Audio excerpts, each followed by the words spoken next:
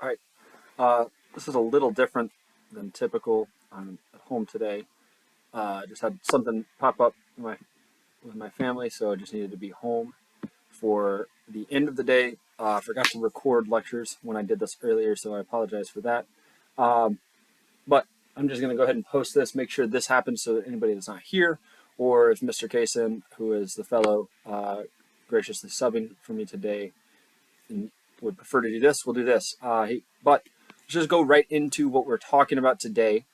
It's going to be what we did for reading homework, because if you've not figured it out yet, the reading homework will always tie into the next class's lecture. So the reading homework is there to set you up. So when I get into the lecture, start talking about whatever chapter of Mark, you're ready to go. You know what I'm talking about. You're familiar with things. And then when it's work time, you have the reading already there in your head. Everything made sense in the lecture and you're good to go. If not, you have extra reading to do. I want to remind you guys too, it's two chapters of Luke or two chapters of Matthew should take you roughly 10 to 15 total minutes. That's it. It's just reading, sitting down, reading notes, taking some time to think. If you want to take longer and answer those questions as you go, take really thorough notes, that's amazing, and I would love that. But the minimum requirement is just read two chapters. That's pretty simple. Read it a couple times. Read it in an advisory during the day before class. Doesn't matter. You can do that every day. Should be very doable, and I promise you it will be spiritually helpful. All right, so today we're talking about our objective, which hopefully the objective is written on the board.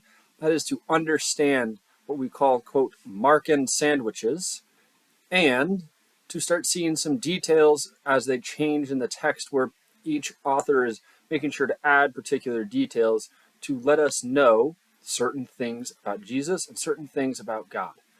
And so we're going to start with Markan sandwiches. Talked about this with Mr. Kaysen, and he said not to make him talk about sandwiches in the class, which is why he wanted me to record. But Markan sandwiches are, and I'm going to try to go slow. Usually I write this on the board, so I'm going to go a little slow here. But they're a literary device. So literary device used by the author of Mark, which we call Mark. We don't know if that's who it is, but used by the author of Mark to help give meaning to events that surround a parable. So I'm going to say this again. They're a literary device to help give meaning to particular events that surround parables or metaphors. What I mean by it is we're going to get over and over this thing in Mark that he'll tell an event, an action, something that Jesus did, something that Jesus said maybe. Sometimes it's a teaching. That is our bread, right? That's in a sandwich, start with bread. Most basic sandwich on earth, start with bread. So that's going to be your event, your action. Then we get to our meat, which is going to be a parable or a metaphor. And I'll talk about what those are and why we're doing that in just a moment. But we get these parables and these metaphors. And then immediately following, we'll get another event. Mark does this all the time. We see that they come in these like threes that he sandwiches together, puts on either side an event or an action. And typically they might have a meaning in them, but the meaning really only gets there in earnest when we get that metaphor in the middle. What Mark is trying to do for us is to say, look, on either side of this metaphor, you're going to find completed events, completed because of what I'm doing, right? It's revealed because of the metaphor, revealed because of the parable. So again, the parable interprets things around it. It's literature. It's not just that Jesus is just doing this and the author just wants us to know Jesus went here and he talked to this guy and talked to that guy and that's it. The authors are making sure to add story details in a way that lets us really pick up on what Jesus is doing and saying, what he means when he says and does things. But they want us to know these things on purpose. So they are doing all of these tricks that we may not notice on first glance if we don't know to look for them. So these Markan sandwiches are something that are delicious, right? Intellectually, they're amazing. And they're really cool that he's doing this little trick that is like, oh, if I read this and then I go back to what I just read, I'm going to get a new meaning behind it. And that's what he's trying to do. He's trying to call your attention to these things, slow you down, make you think about it longer. Now, I've been saying a word over and over is a parable. Parables are something you guys have been asking me about. We don't quite have one today, but sort of fits in enough. It's a metaphor that kind of fits into a parable today. So we're going to work with it, call it a parable. Is the parable or the metaphor of the wineskins. So I want to explain first what a parable is. Our author, Gerd Thiessen, that created The Shadow of the Galilean, he's a really, really good scholar. And when I was reading him last year as I was preparing for this course, one of the things that I learned from him is the way that he defines parables. It stuck out to me, and when I realized this, like, oh, this unlocks so much information for me, is that parables, they're not just metaphors or stories. What they are is they're a type of fable that leaves out the talking animal. So it's using fables or myth kind of ideas of stories, but it's grounded. And it's almost always, this is the really neat thing of these, they're almost always based in some sort of low education, farmer background, something like this. They are meant to be understood, in other words. They are metaphors that are going to use very grounded, very simple, and simplistic terms, often based on farms, some sort of farm analogy, but they are meant to be immediately understandable to the uneducated and secret and hidden from the educated. Now, the ironic part of that now is that we have to be educated to understand them, because despite what some of you guys may smell like, they are, in fact, you are not, in fact, ancient farmers, right? Some of you guys may smell like them. I've met 14-year-old boys, I know that.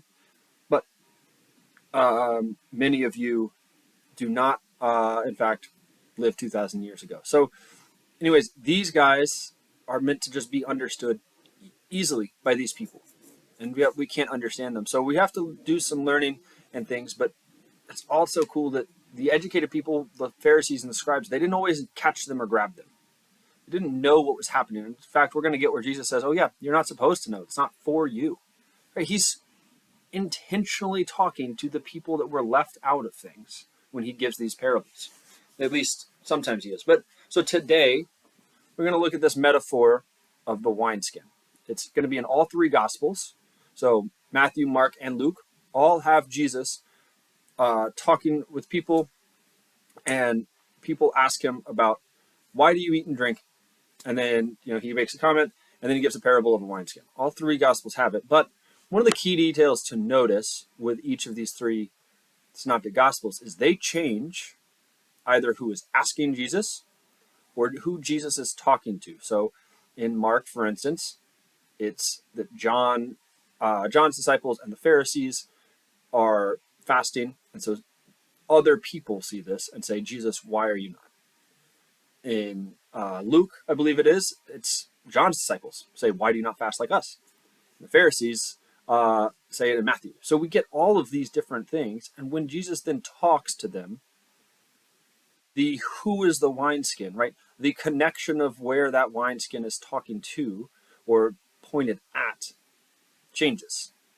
So it may be for Mark that, oh, the wineskin, the thing that is bursting is your old expectations of who the Messiah is, right? Because he has this kind of secretive Messiah thing.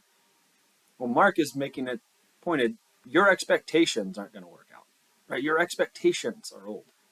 They're the old worn out wineskin that we no longer need. What we need is something fresh and new, and that's in me. And we're going to see that idea pop up with Mark a few times. It could be in Matthew that it's, oh no, your stuffy religious legalism and laws. No, we're getting rid of that. In fact, he's saying the kingdom of God is expanding past that. And so I'm going to jump onto Matthew here and say, we're going to get something, and I would say that this is kind of how Matthew changes this material, is he makes it a point that this is God's kingdom expanding, not just for the Jews, not just for the Pharisees, not just for legalism, but expanding to all people. And we get this really clearly in two pieces. We get it, well, three pieces, I guess. We get it there with the wineskin, and where he's eating with tax collectors and prostitutes, and he gives this analogy of the wineskin.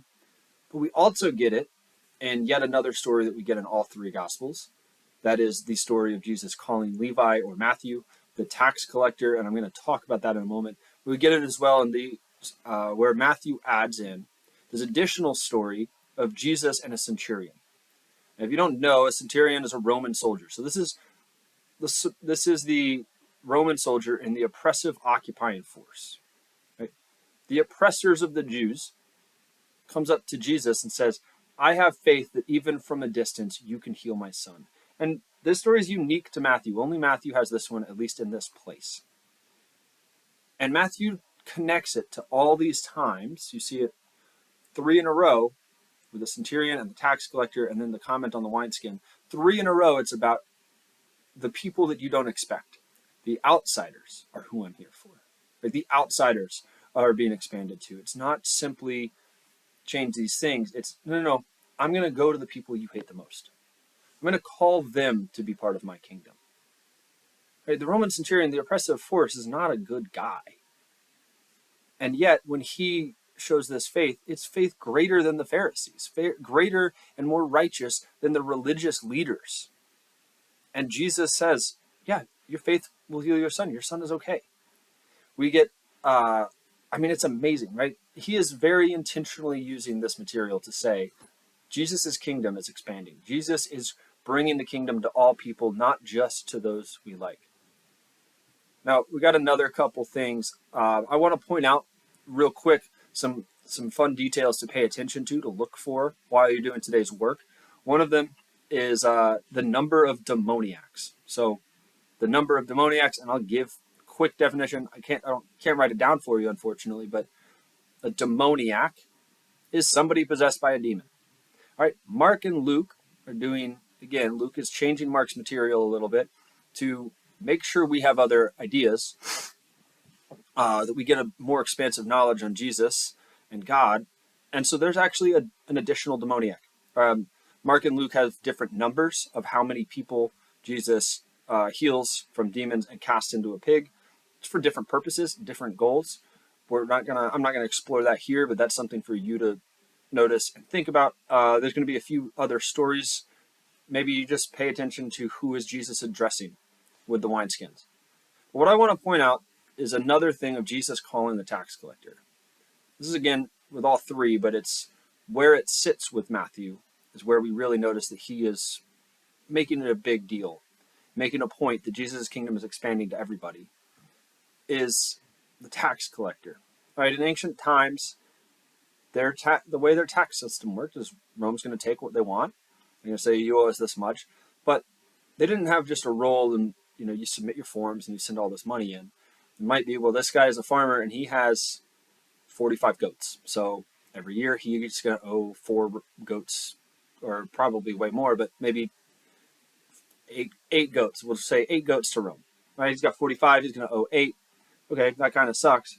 But then what they're going to do to make sure that happens is they're going to get one of the people that is part of the occupied people. So one of the local Jews, will get a job as a tax collector, and they will live there as the tax collector, and they will just walk up to the person and say, "Hey, you got to pay your tax. This is how it is. It's a little toll booth kind of thing. So you want to come into the city, you got to pay your tax," and they're going to command bribery. The way they get paid, the way they really get their money, is by bribery, right? Or exploitation. Oftentimes the Jews, the tax collectors would say, "Oh, they owe 8 goats. Nah, man, you owe 10 goats. Where do we think those other 2 are going? Into that guy's pasture, right? He's keeping it. So you owe $800? No, you owe 1,000, dude." And then they're just going to pocket the rest. That's how this system worked. So you can imagine the tax collectors are not liked. They're not honest people. They are not seen as good at all. They are vile. And yet, Jesus not only says, "Come be with me," he goes and eats with the guy. And then he has him as one of his disciples. And it's multiple tax collectors. It's right. These are scum. These are people that are seen as low. We can imagine, I think in today's society, right, there's a legal precedent that people can be racially profiled and pulled out of their cars. One of the Supreme Court justices, Kavanaugh, has instituted Kavanaugh stops, right? And that they can legally, and not only can, but that ICE should be legally pulling people from their cars and stopping them based on nothing other than their accent and their skin color. And there's been stories of ICE agents that have undocumented family members and yet are participating in doing these Kavanaugh stops, right? That they themselves are an immigrant, that they were brought here as a child. They end up becoming a U.S. citizen, and then they are ripping people out of cars for the color of their skin and their accent. And they're doing it with the legal protection of our government. But I can imagine that in some communities, those people must be looked at pretty harshly, right? There's a lot of betrayal there. There's a lot of betrayal against their own family and against their own community members, that they would say, yes, I may be like this, but I'm going to go then attack more of myself, more people that are like me, and I'm going to try to pull myself up and take advantage of these things. Like, this is not a person that necessarily we want to associate with or like. And yet, Jesus is going to say, love them, forgive them, and draw them into the kingdom. This is how intensely Matthew is making it a point that, like, no, these oppressors are allowed to be righteous, even more righteous than the religious leaders, because they have faith in me. Call them into the kingdom and into God. So this is, I could go way into more details. I'm sure Mr. Kaysen, if he's there with you, if you're in class watching this, would love to talk about this. This stuff is so rich, these few chapters. So you guys will now go ahead and read Mark chapter 2, and then you're going to choose 7 questions off of that list, and you're going to read through 7 of the questions on that list, any 7. You're going to write down the answers, do the best you can. Again, that work will be based on what you did as reading homework and what you guys will read in Mark chapter 2 to see how they compare, contrast, find any key details, things like that. And then I will see you next time.